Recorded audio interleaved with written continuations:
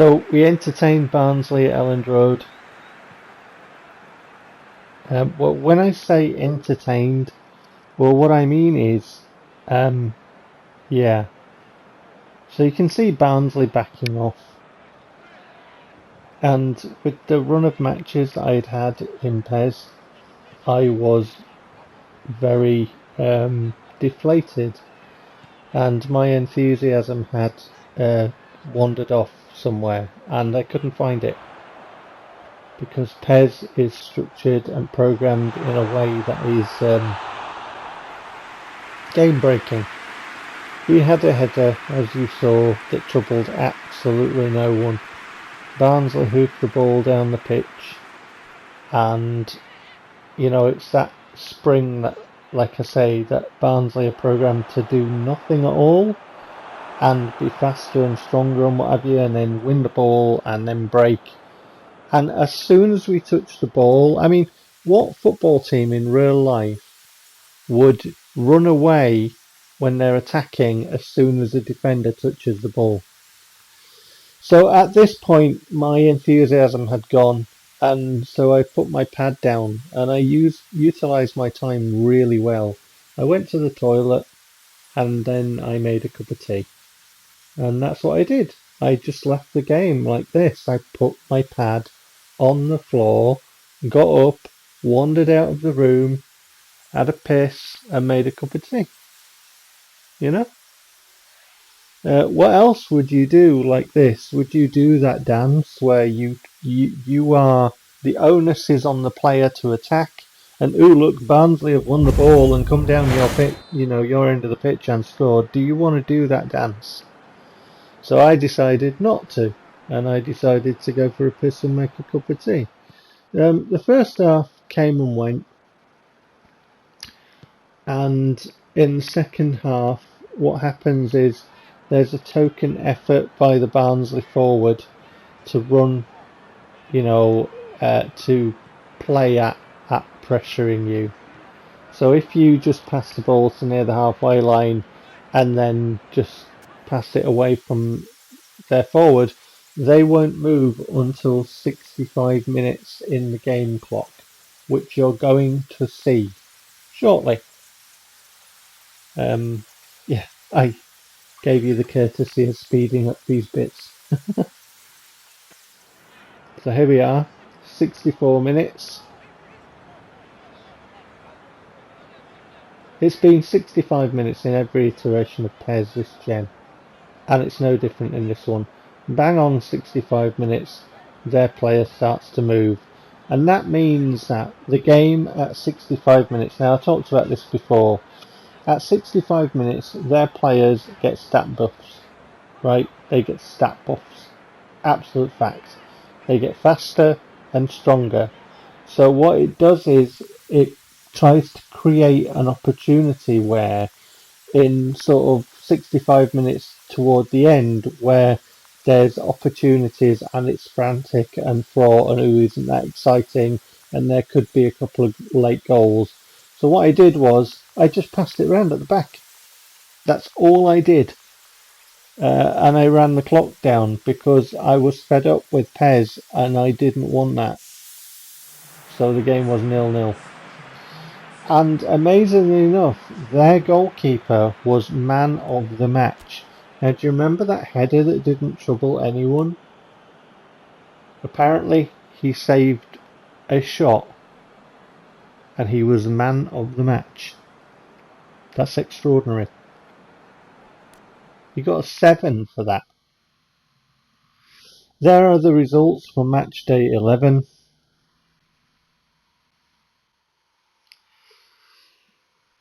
We have an offer accepted for a left wide forward, and Carlson has learned prolific winger.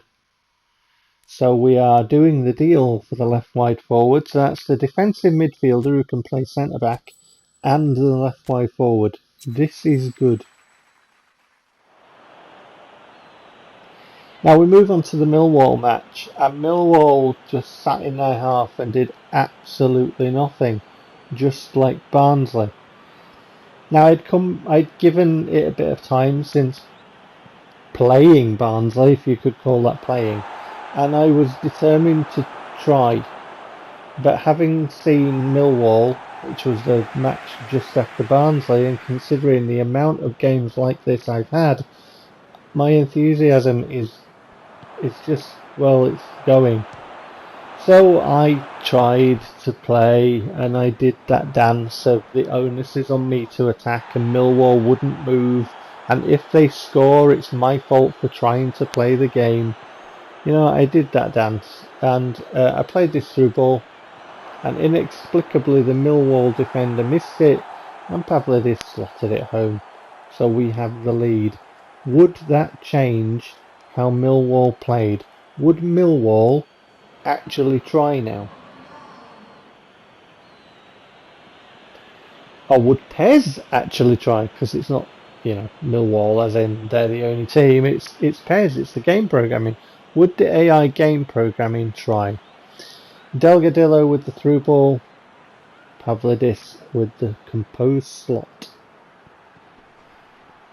So we tried to score another one, and we were robbed, and Millwall hoofed the ball down the pitch. And at this point I'm asking my defender to go. Now I don't know if you saw that. The defender who ends up getting across there, you can pause it and rewind it, or go back to that point. But I pressed my L button to try and get a player to defend, and it gave him to me for like a split second and then took him away again without my consent. So it wasn't going to give me a player to defend. So I just panicked and pressed the L button, and eventually I got a defender across there to block it. Otherwise the game would have had it so that I wasn't able to. This bit is amazing. So I passed the ball to Larson, and Larson lost out for pace to this guy, number 14 shirt. So I thought I'd show you. I've done it before.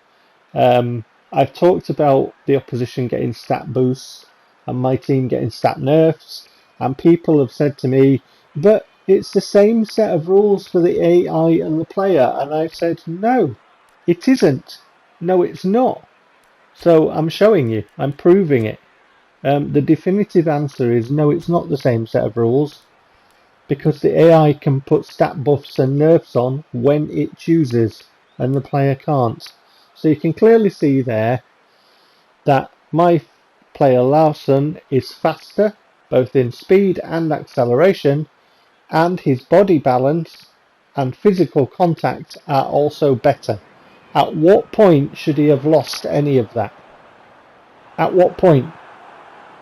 At the point where the game rules are changed and are different for the AI and the player, just like I've been saying for years. So if you're one of these people who say that I'm wrong, eat it. No, I'm not. Right? I've been right all this generation. It's been the same in every iteration of PES this generation, and it is the same in the 21 update. It will probably be the same in esports, the downloadable eFootball. Now, I don't understand why Pavlidis has hit this shot so wildly. I struck the shot, with Pavlidis, and I thought maybe the defenders had put him off the shot. When he hit the shot, he wasn't fouled, but he was fouled afterwards in the area, as you see, by a stood sliding challenge which hit his foot. And again, you can have a look at that in slow motion. And there was no free kick, no penalty, nothing. They got away with it. This is a fantastic ball. What a ball this is by Delgadillo. It was just absolutely perfect. Floated, lofted over a great distance to Pavlidis in the area, who could not miss. 2-0 for Leeds United with a great assist. So Delgadillo, he was the one that provided the through ball for Pavlidis earlier, and here he is providing a lofted through ball with great precision and beauty for Pavlidis to make it 2-0. In this horrible game, this broken game, this cheating game, this stat buffing for the AI, stat nerfing for the player. You know, and let it be said, and I've said this before on my channel, game reviewers said that the sun shone out of PES in PS4 Gen, basically. They said it was brilliant. I've said all along consistently it is broken. Anyway, I'll show you that challenge now, because what's happened is in the second half, because we're into the second half, Milwall are more aggressive and actually wanting to sort of play now. But the danger is, because the game's in cheat mode, because this is basically cheat mode, when you have players of a lower OPR on the AI team who have lower stats than yours, you know, generally across the board, I'm not saying every player, but I'm saying generally, and they're inexplicably quicker, stronger, and win the ball a lot, then you've got a problem. Anyway, I decided to try and score another goal, which was stupid of me, because they were always, you know, not going to let me, and it was just going to be a thing where they were going to be faster and stronger. But I thought I'd show you this piece of footage to show you how the game was actually going. So we try and get the ball in, and they get it away, and then this happens. Ball across. My central defenders are non-existent, and Bodvarsson latches onto that pass and smashes it past our keeper for Milwall 1, Leeds United 2. That's what I've been saying about the programmed spring. That's what I've been saying about, you know, boosted stats and stuff like that. But there's a lot more to this, because obviously Millwall were pressing a lot more and more robust, and they were winning a lot more balls in the midfield. We lost out. We couldn't string passes together. Now watch this. My midfielder guy, number 6, who's a good player at this level, just leaves Bodvarsson alone. And here, I noticed as the ball came across, I was controlling guy, but then he just stopped and I couldn't move him properly. There was a bit where the game stopped him, and I'm showing that in slow motion. Here, my number 5, my centre back, is going across to the right. So I go into my setup, because I mark players. Before I start a match, I mark players. And the number 5 was marking Bodvarsson. My number 5 has a better defensive awareness than Bodvarsson has offensive awareness. And that's not all. The pièce de resistance is that Goni has man marking, and I had set him to man mark. Mic drop. So if you're one of these people who says it's the same set of rules for the player as the AI, no, the AI is programmed to cheat. And if I haven't shown proof that the AI cheats and that PES is broken over all these years, and if that isn't yet more proof, I don't know what is. So when you go in your Master League and you know your player learns skills, it learns, I don't know what skills, it can learn long throw and gamesmanship and man marking, and you develop your players to have better stats than the AI. Ask yourself, when you see stuff like that, what was it all for? And if you're a reviewer and you happen upon this video, please would you explain to me why you never wrote about any of it? Were you given monies to keep your gob shut, or did you actually play it? Here are the results. Take care. I'll see you soon.